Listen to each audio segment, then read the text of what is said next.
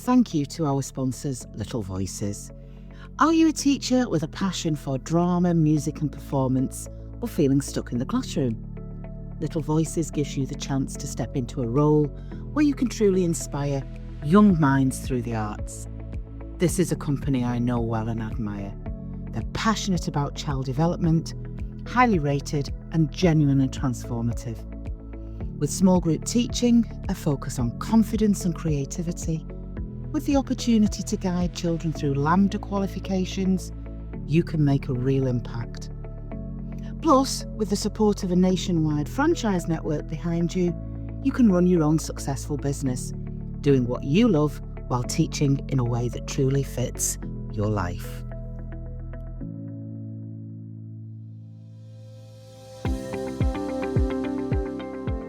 Thank you for staying with us, and welcome, settle in for part 2 of this amazing story.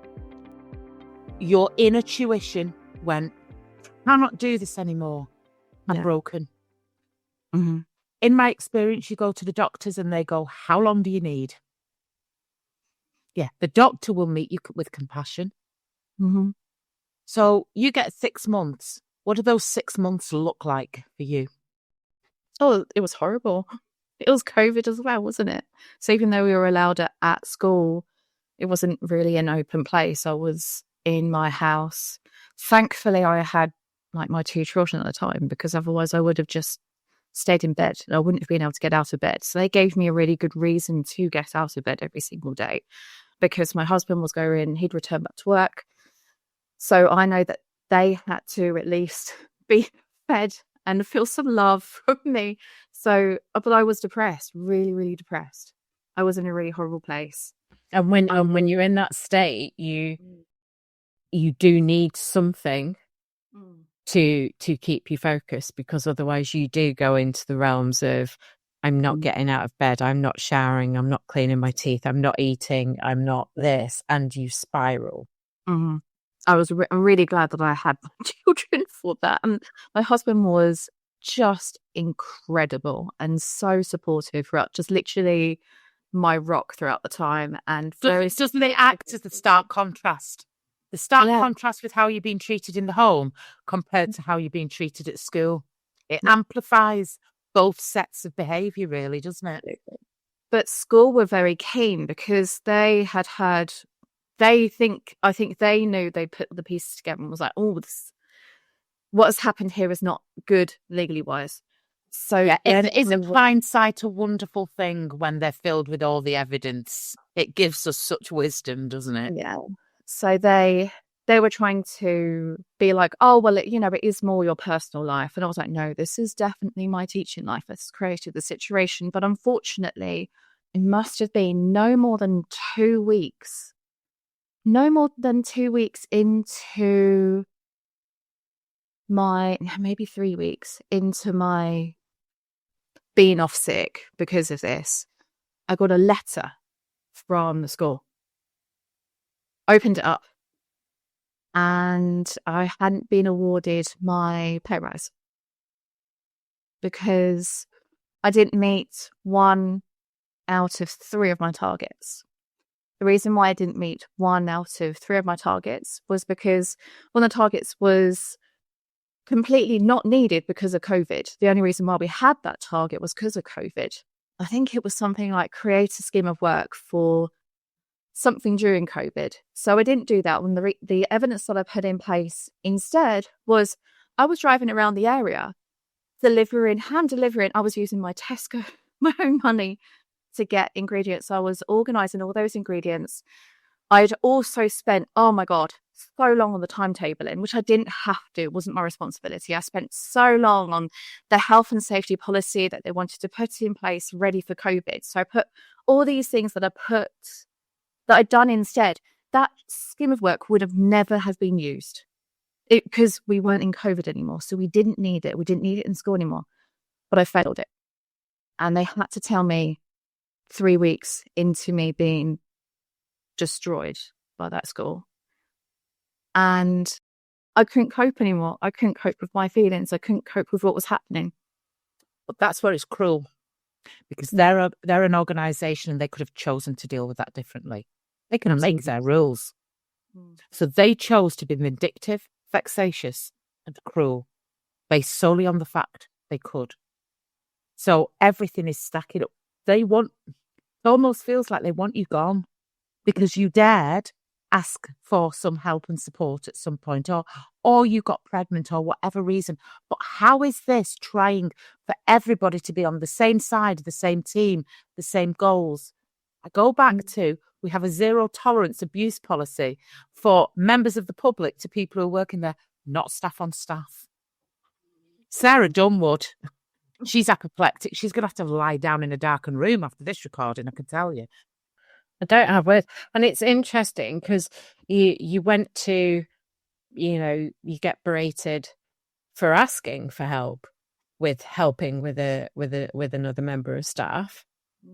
But I bet you bottom dollar, if you'd not asked for help and there was a problem, you'd have been berated for that. And I go back to being Schrodinger's teacher. You're both things at the same time. I've not felt this angry about a guest story for a very long time. No, anger's sometimes very, very good. It can be quite cathartic, so it's fine. But if I'd known you then, if us two had known you then, there would have been people's doors being knocked down. Oh yeah, Oh, definitely. Screeching brakes outside the outside the 3-bed terrace. Right, can I have a quick word? Is your husband in, love? Yeah. I don't give a shit if he's in the bath. Get him down here. I want a word. Mike Roberts will bleep that out, no doubt. Right. So, they're docking your pay. They've handed you a complaint when you're in your darkest hour. You're off on work-related stress. Come on. This has got to be the end now. No. No. Crying out loud. But no, unfortunately not. Okay, so I have those 6 months off, and obviously, like at that stage, I wasn't ready to go back to school. I'd had some therapy, did some CBT, go out for mental health walks like to the time. I kind of started driving past the school to try and get ready to get back into school. And we were at the stage where I couldn't afford to take any more time off because we wouldn't have been able to pay our mortgage. So it was a case of, I have to go back. My husband was very much like, we can make it work. And I was like, no, I have to do this because I need to try and save my career, because I need to get back into it, and I want to try and change my school, and I need to be able to just basically not have a trauma response at this stage when I go into any school. So get back into school. I'm told by the assistant head teacher, I think we should just try going straight in. Just go straight in. I was so naive at the time. I would have not have done that now. But I was like, yeah, let's go in full time. Let's go in. Let's do this every single lesson. So I started doing that. Started a little bit from home, then went straight in. And then might have fallen pregnant again. I've only got 3. I say only. I only got 3. Fell pregnant again. And I remember thinking to myself, oh my God, this is just going to be a nightmare because we're still in COVID. And I remember telling people early, being like, I'm really actually quite scared about this because we're still in COVID. This was all the time when with COVID, they were having we were just getting the injections, the vaccinations. And there was questions about whether pregnant people can have the vaccinations or whether it's safe, whether it's not safe. Loads of it was when there was the news of pregnant people being in wards on ventilators because of COVID. But then at the same time, they're like, so get vaccinated. But also we don't know if that's okay for the baby and and I'm very pro-vax. But this still got to me because I was scared about COVID. I was scared about catching it. I was scared of being on a ventilator and that kind of thing. But I was in the classroom. And I remember saying, with the other 2, I didn't get a risk assessment. And this one, I was like, okay, I need a risk assessment. So I basically had to beg for a risk assessment. I said, please, can we do a risk assessment? Eventually, it got done after begging, but it was only because the person who was doing the risk assessment was an incredible man who was really, really understanding. It wasn't because of management. He gave some really good suggestions. So he was like, okay, these windows in my classroom, the classroom that I had was kind of long and only had 4 windows and a door and like a door at the end. And then the kitchen was way at the end.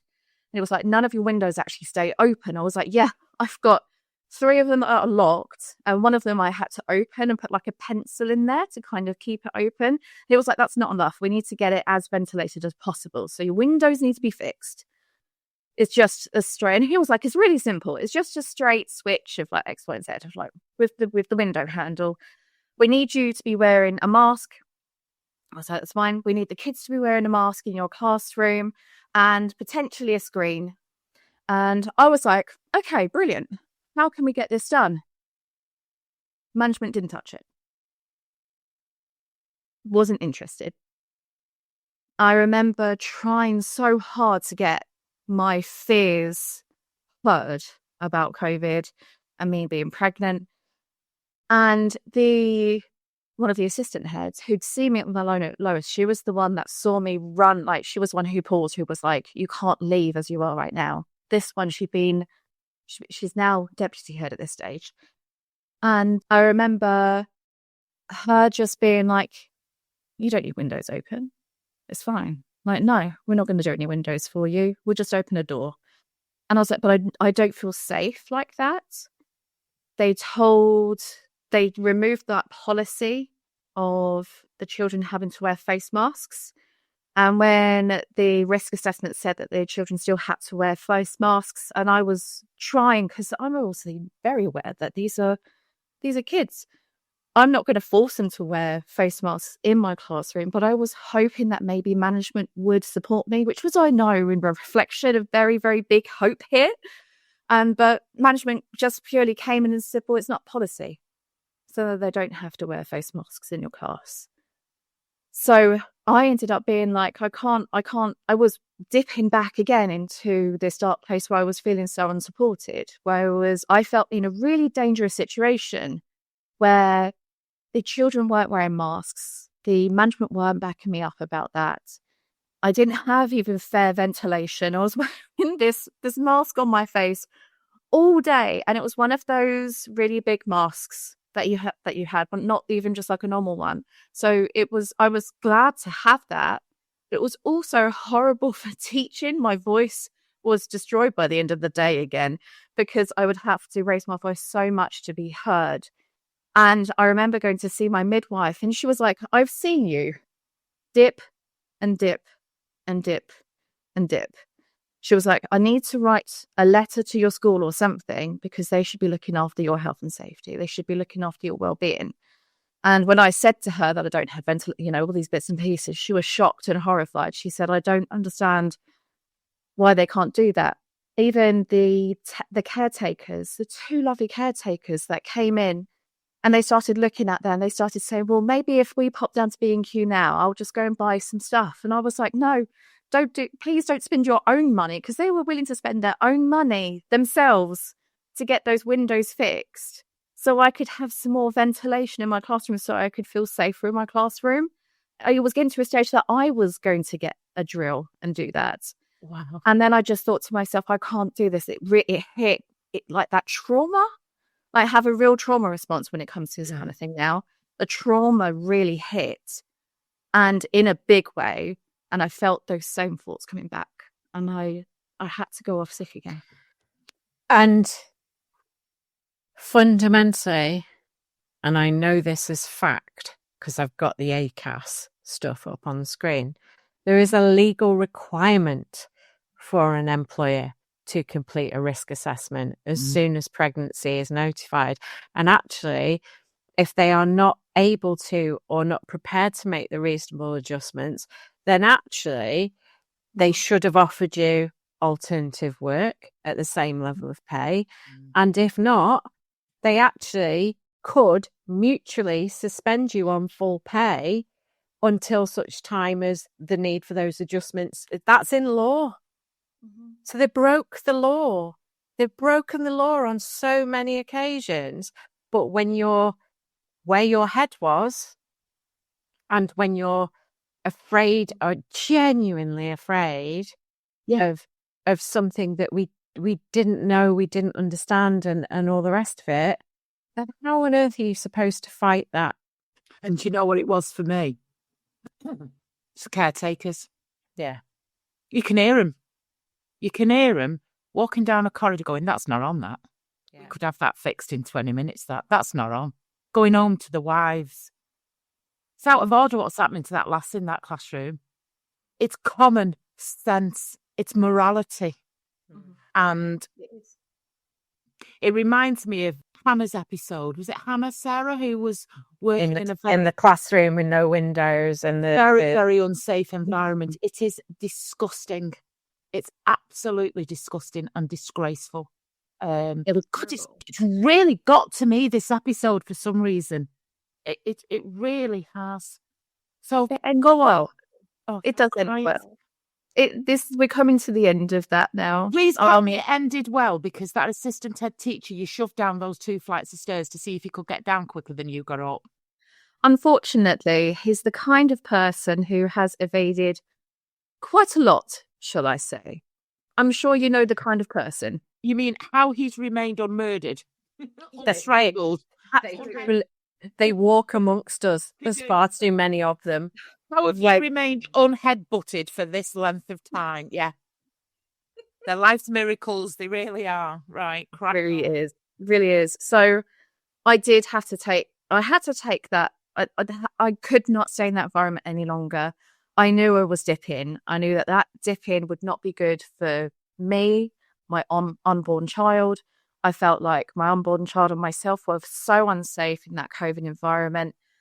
I didn't want to get back into a place where I was feeling suicidal again, because when I was off for that first time through that 6 months, it was heartbreaking and a real big, wake up call for me. That Christmas that I was off, I remember seeing an ex-colleague of mine. He was so lovely. Such a lovely person. Went to work in a different school, worked up from a technician, worked at the same time as studied to become a teacher, became a DT teacher, was a brilliant person. And that Christmas, he killed himself. He committed suicide. And I remember that feeling of discovering that he'd gone. He had Christmas Day with his children, had Boxing Day with his children.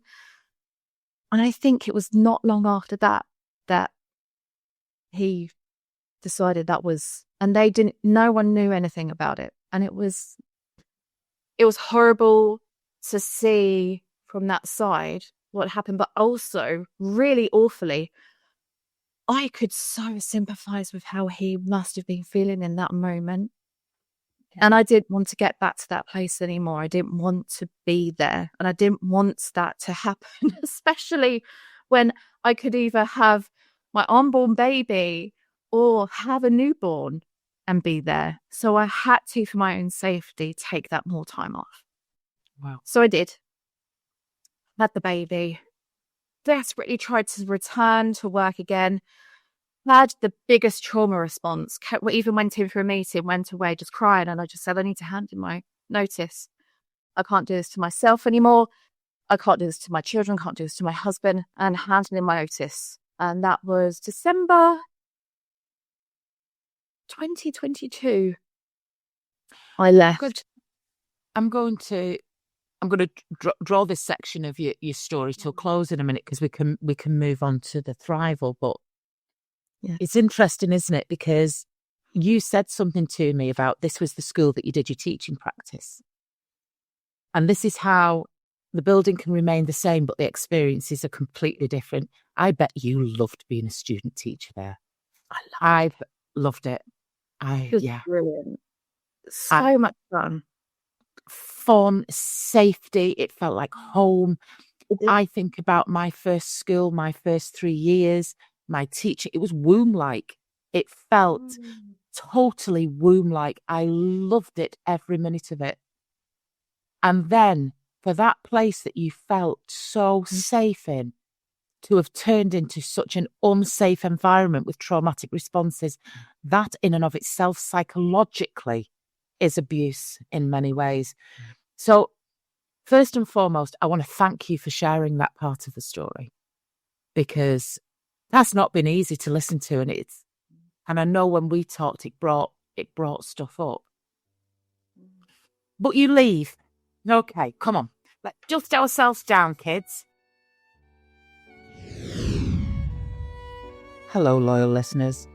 We're not going to go full on Bob Geldof during Live Aid, but if you could give us some of your money, even pennies, to help us fund the amazing Pit Pony podcast, the link is in the episode notes below.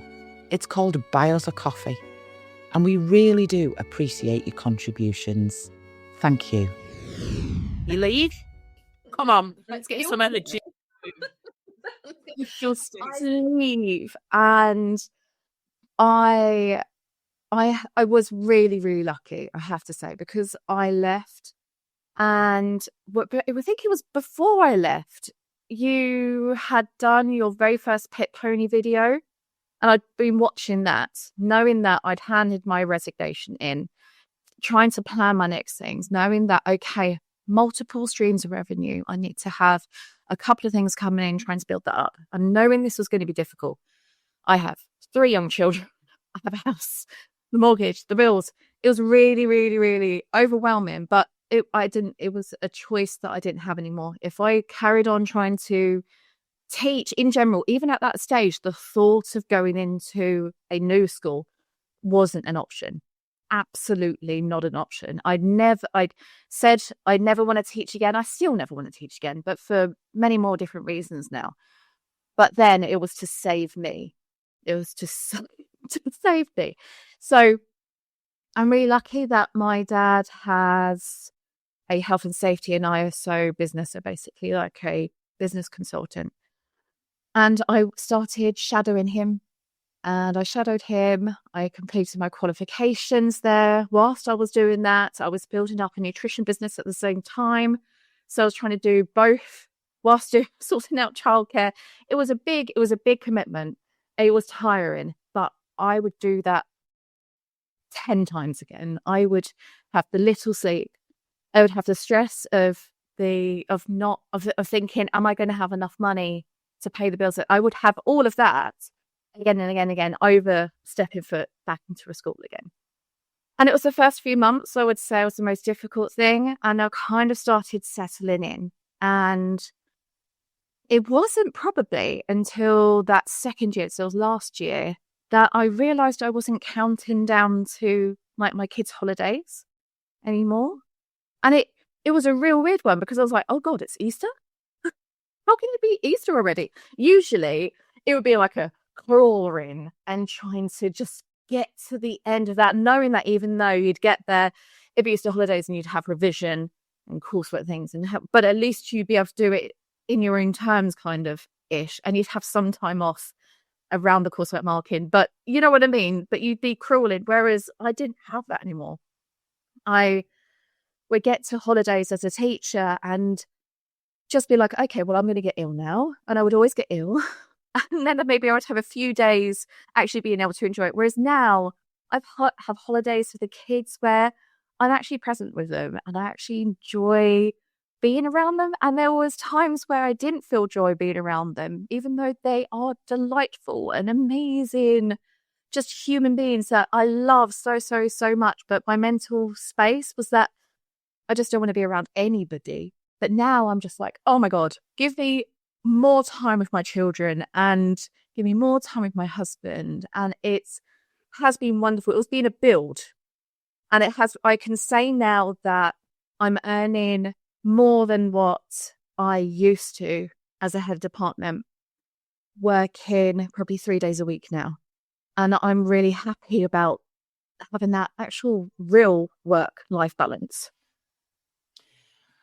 What I want to do is I almost want to just take a couple of steps back into the middle bit, because this is important, because what we do is, if we're not careful, we paint the story, and let's face it, yours is a story, And then we go, and I came out and I did this and now I feel that. What I want to do is just for this particular episode, because you have been so raw and brave in talking about, I was destroyed. I'd witnessed a colleague, I'd heard about what a colleague had done. Your mental health was really, really bleak. But you come out and you watch the pit pony. So let's go back there. The original video that we did 4 years ago, probably this month, coming up to somewhat of an anniversary. And that is a simplistic blueprint for how to leave the classroom financially. It's really simple. Work out your bottom line, find the solutions from multiple income streams or whatever. But to do that, I know that you had not had any choice. Mm-hmm. But that is so frightening. So I want to ask you, were you more frightened before you left than you actually were when you were in the mixer and you were having to do something about it? Or were you equally as frightened when you left the classroom? Way more frightened when I was teaching. Okay. Way more. 100 times more. It was, scary some months, financially wise. Mm-hmm. It was scary. It was very close to the mark. And there were conversations of, maybe needing to have some time off of the mortgage and phoning up the mortgage company. But that fear was nothing in comparison to what I was feeling as a teacher from day to day. So what you've said is, yes, there are still fearful moments. And yes, it's a case of, am I more frightened of the known or am I more frightened of the unknown? Yeah. So the fear doesn't not necessarily go away. So we're not creating this sugar-coated saccharine kind of those big events, the sedan chair that floats you out. Fear is still there, but it's a different type of fear. Yeah. It feels durable. It feels like, I can do this. It feels like I'm moving again. Whereas all throughout that, it felt like I was full stop as well as being nowhere. And it was really lonely. It was a really horrible place to be. Whereas now, I feel like we can take it on. And it's scary because I am self-employed. I am, if any one of my nutrition clients or any one of my ISO or health and safety clients, if they decide, actually, we want to take things in-house when it's the business side of things, or actually, no, I'm totally fine. Thank you so much for your help, Jeanette. I'm sorted nutrition-wise. Then that's down income for me because I'm a one-woman band. So, it is scary having to rely on myself for sick pay. I have to pay for my own, health insurance, that kind of thing. But it's still as a trade-off. It's still as a trade-off. Do you know what? My irony bucket is pinging like mentally, and I'll tell you why. Because there is something to say. They wouldn't do a risk assessment. They wouldn't follow the health and safety guidelines for your classroom by simply pegging a window open. And what is it you're doing now? Health and safety consultant with eyes. The irony is not lost on me. I know. Gone into the world that was denied of you. And I think it's important. And I think there's times when we've looked back at this and we've been aghast and we can't believe it. But what we've got to remember, Jeanette, is there are still so many other people experiencing that. Sarah bookended it at the beginning. We thought this kind of behaviour about sea changes where pregnancies were concerned was a thing of the past. Mm-hmm. We assumed in today's day and age, which is quite a litigious culture, how could they not do a risk assessment? Do they not realise they're leaving themselves vulnerable? But if you've got a school that is incredibly toxic with no accountability, it's almost like a dictatorship, a tyranny. They can do what they want. Mm-hmm. They can. And it takes... Yeah. Absolutely. And particularly if they've got somebody weak sat at the top. 100%. Well, Weak, that hungry. Yeah. That one's now in charge of a trust. Oh, doesn't surprise me. doesn't surprise me one bit. I often wonder how they sleep at night, to be perfectly honest. But, so you've got your consultancy work, your nutritional work. So I suppose what this is saying to me is, where does this bring us, my dear? To your sliding doors. Yeah, it does, doesn't it? So come on, tell us about your life, like what it's like now, and what are those magical moments and feelings that you've had since you've left the classroom? I think I know that if I wouldn't have left teaching, it wouldn't have given us the space that we needed, which we needed. My 3-year-old, so the very last child I had, my 3-year-old, when he was 2, so last summer, he started having seizures out of nowhere. It was horrible. He's been diagnosed with epilepsy. And I know that if I was a teacher, in fact, if I was a teacher, I wouldn't have been able to take barely any time. You know, you've got a really good picture of what that school was like. I like to hope that I wouldn't have stayed there anyway, but if I was still in that school, because I would have stayed in that school for a really long time if none of that happened, really, I would have maybe taken a couple of days off when I would have wanted to be next to that boy every single minute of the day to watch him, to make sure he's okay, to keep him safe. And because I left teaching, I could do that. And yes, my husband took some time off and he did go back to work, but because I'm self-employed and because we've got to that stage of having a bit of wiggle room and had a little bit of help from my parents as well, so obviously parents do that anyway, I was able to stay with him every single minute of the day. And that includes during night time. Me and my husband we were shift sleeping because we wanted to make sure we were watching him. I wouldn't have been able to do any of that as a teacher. And I could keep him safe. And that is worth anything, being able to keep him in that safety. So that's my main sliding doors moment. Oh, that's beautiful that you were able to prioritise somebody's safety, because it's a school that kept you so desperately unsafe, made it impossible for you to return.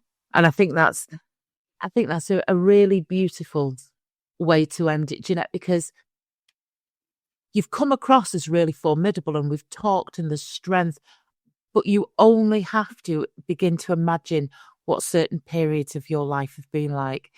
And I do know it is difficult in many ways for guests to share because it puts them back in a space. And we're only talking a couple of years. Yeah. You know, so there's some metal that you've got there. And really what I want to do is thank you.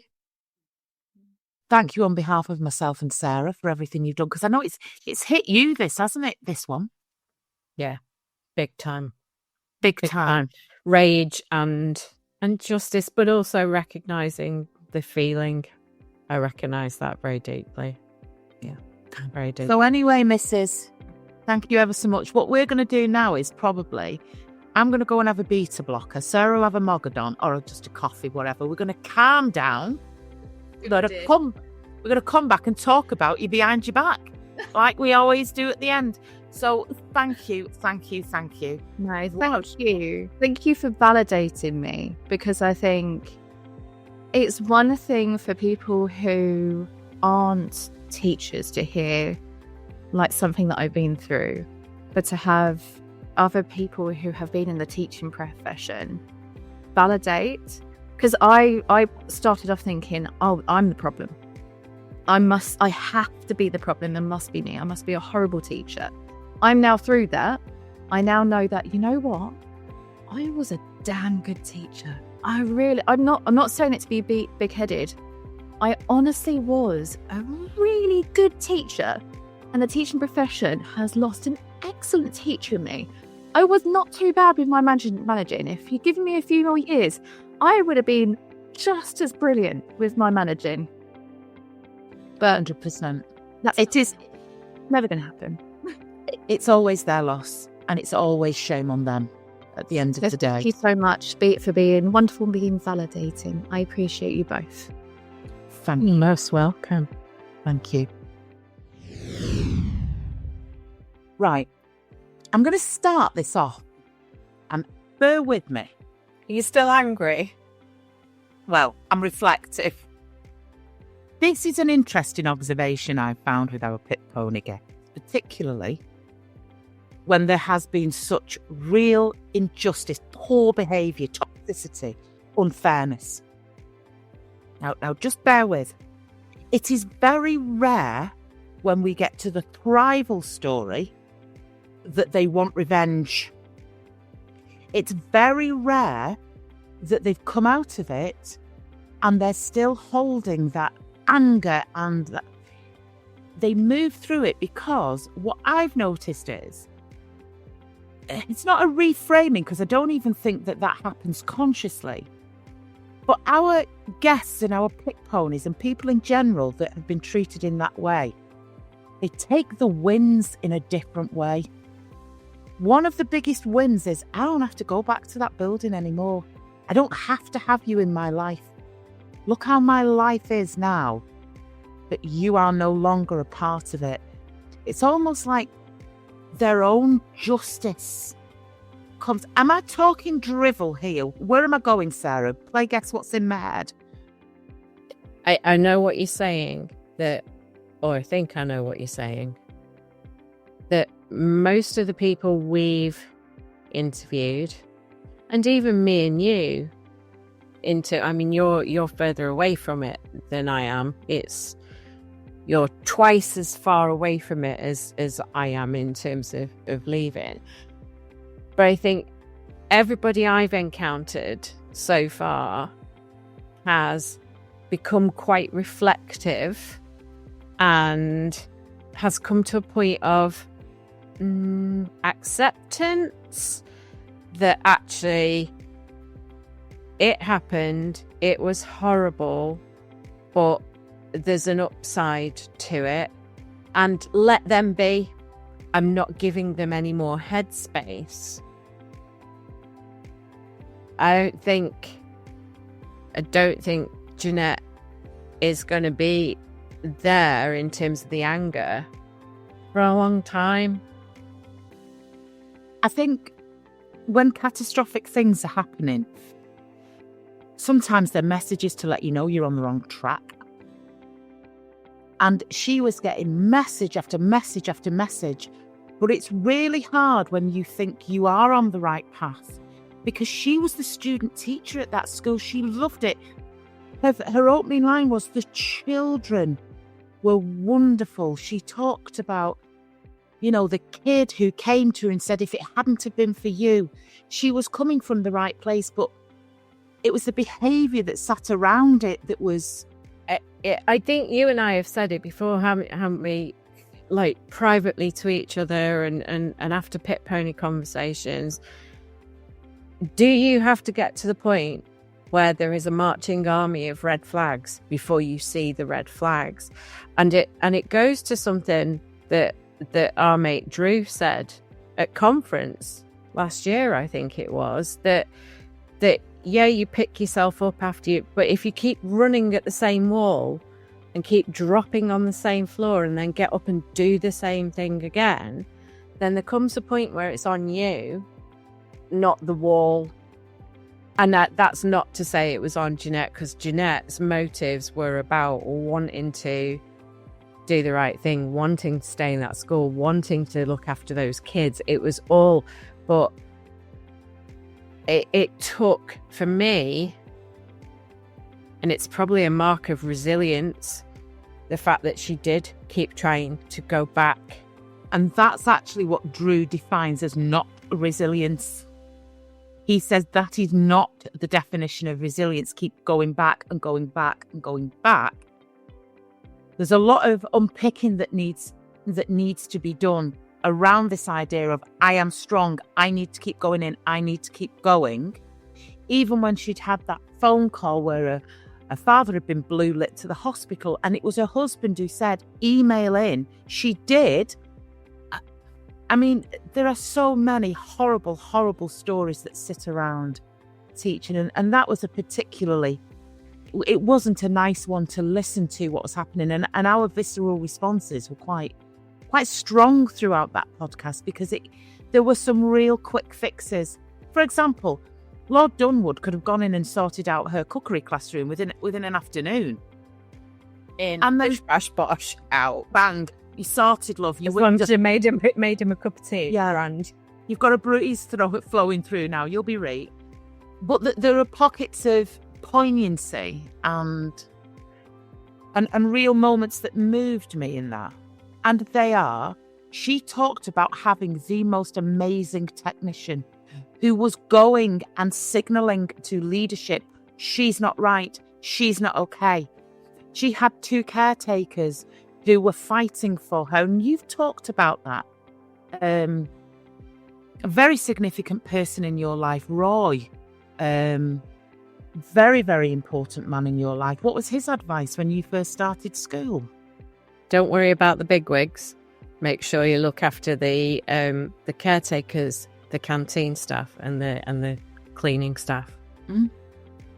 Treat them right, they'll treat you right. And they did. And I've told you this story before, that when I got pregnant, and this I think that's probably where a bit of my rage came from. When I got pregnant, the caretakers very quickly, for a variety of circumstances that I won't share, became aware of it. And the day that they became aware of it, I went into school the next day, and I kid you not, it was like I had the biggest, comfiest padded chair. It was like, Blofeld in James Bond sits on that big chair and swings round with his cat. Well, it was like that. Mr. Bond, we've been expecting you. It was like that. I walked in the next morning and there's this big chair there, and the kids are like, "Oh my God, miss, what? Like, where's that come from?" And it's right, because they are the people who see. And your support staff have always, they'll tell you off the record, won't they? Normally with a roller hanging out the mouth, watching, he'll stab you in the back. He's a wrong 'un. She's all right. She'll look after you. And they've got a measure of people, because if you've built a team and you've built a community, everybody's voice matters, and you can be compassionate no matter what. And that's what was lacking. I couldn't get to the back of Jeanette's story, why they wanted to make it so difficult for a great teacher, pigeonholed her for greatness, and then just turned, "Oh, I can, go on, it's just come to me like a flash of wisdom. Go on." She threatened the person directly above her. Yeah. I mean, there's nothing more to say than that, is there? Yeah. Some people get to positions in hierarchies where they just should not be. Yeah. They just should not be, because they've not got the personality traits. They've not got, because leadership skills aside, because you can learn leadership, if you've not got the right fundamental personality traits, you will always be an SHIT leader. You just will. You have to have the right personality traits. And I think for me, while it's in my head, I wonder, just going to go on a little mental health tack for a minute. I obviously had a very visceral reaction to where Jeanette shared she was, because I have had... You've sat in the darkness. 4 times, 4 different periods in my life. I know. And it is the most terrifying, lonely place to be, because there are moments of rationality where you go, "No, I can't do that," because of all of the impact it will have. But then the feeling of, "But I don't want to feel this way anymore, and this is the only way out," is all consuming. Because it's pain. Because it is pain, yeah, and it's like a big dock off, heavy weighted sleeping bag that's been pulled up over your head and tied up tight. It's suffocating. It's awful, or it was for me. different people feel it different ways, I'm sure. But I wonder whether my response is not just about that, because I had a very visceral response when Ruth Perry died, because I lost a colleague to suicide as well. And I wonder whether now we react, and this is not a criticism at all, but had what was happening to her, to Jeanette, been happening now, whether there's been some bloody lessons learned. It's only 2 years. I It's know. only been 2 years. I know, but it happened. What happened to Jeanette happened before Got you. Ruth. That's what I'm saying. Is I wonder whether that element of it might have been different. I suspect not, because those people who I don't know, and I'm not in a position to sit and judge, but I'm going to. Those people behaved in a morally reprehensible way, because I go back to what I said on the podcast in full. If somebody divulges in whatever way, cryptic, overt, implied, if somebody tells you that they are on the bones of their backside with their mental health, the world has to stop in order to take stock for that person. It has to. Because to do anything else, to continue with the letter of complaint from a parent, to send the letter to say you're not getting your pay rise, to do those things when somebody has said to you, I want to do the very worst thing that I could possibly do to myself. You have no bloody moral compass at all if you think that to carry on like that is acceptable. It's wrong. And the irony is not lost that it takes place in a world that's seated in safeguarding. I know. It is all about safeguarding, and safeguarding at its very core is you sit in worst case scenario. When something is presented to you, we have been dragged through the safeguarding world to go, we don't do what we would normally do and go, well, let's take a punt, it should be all right. You sit in worst case scenario. And the very, very worst case scenario is that your behaviour, it can be innocuous or it can be overt, could be that tipping point. So somebody has disclosed, somebody has divulged this, so morally, we stop everything. We try and put them in as safe a place as they can possibly be at that moment in time. And then we do the very next thing that we're told to do. We refer those concerns. And you only have to look at posts in the group.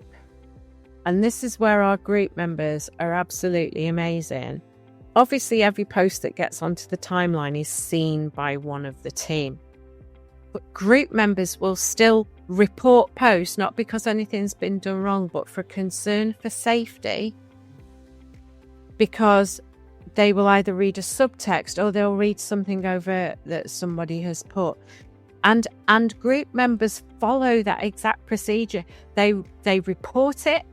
They get on, they comment, you need to ring Samaritans, you need to ring education support. If you are in immediate danger, you need to ring 999. You can do this, you can do that, you can do the other. And we've got members, I know they're members of the teaching profession, but complete strangers in a platform on the internet showing more concern and care and genuine compassion and understanding of how to support another complete stranger in a mental health crisis than people in positions of leadership in organisations that should bloody know better. It's basic. When I've been tagged in a post for somebody who has expressed those things, and that's sometimes why we put them in. Yes. We do that for that reason. You are not alone, because that flurry of support. That's why we gatekeep the way we do. Can you imagine the chaos if we didn't have post-pending? Oh, no. It would be crackers. It really would. It really would. And that's unsafe in and of itself. But when they eventually do reach out to me, okay, and I get them on a call, 9 times out of 10, I ask if another person in that house can come into the room.